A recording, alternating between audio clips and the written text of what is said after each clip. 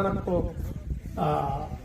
ఒక డ్రగ్స్ కి అలవాటు పడిపోయినోడు కానీ మందుకు అలవాటు పడిపోయినోడు కానీ గాంజాకు లేకపోతే ఊర్లలో ఉండే మన పిచ్చికళ్ళు అంటారు ఏమంటారు దాన్ని మందుల కళ్ళు గుల్ఫామ్ దానికి అలవాటు పడ్డ వాళ్ళ పరిస్థితి ఏ విధంగా ఉంటుందో చూస్తారు కదా. ఫస్ట్ మానసికంగా చెడిపోతారు, అవునా కదా?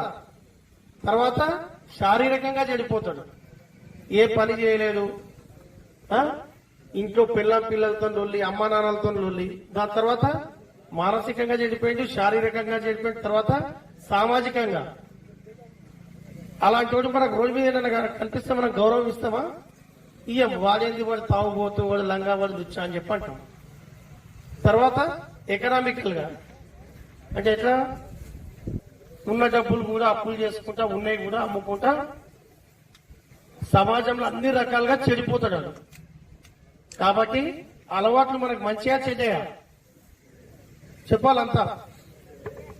ఎందుకంటే ముఖ్యంగా యూతే రేపు పొద్దున మన దేశానికి మెయిన్ ఐడల్స్ మీరే. మనం అటువైపు పోయి మనం చెడిపోతే తర్వాత మనం చెడిపోతాం, మన ఫ్యామిలీ ఖరాబ్ అవుతుంది, అంత ఖరాబ్ అవుతుంది.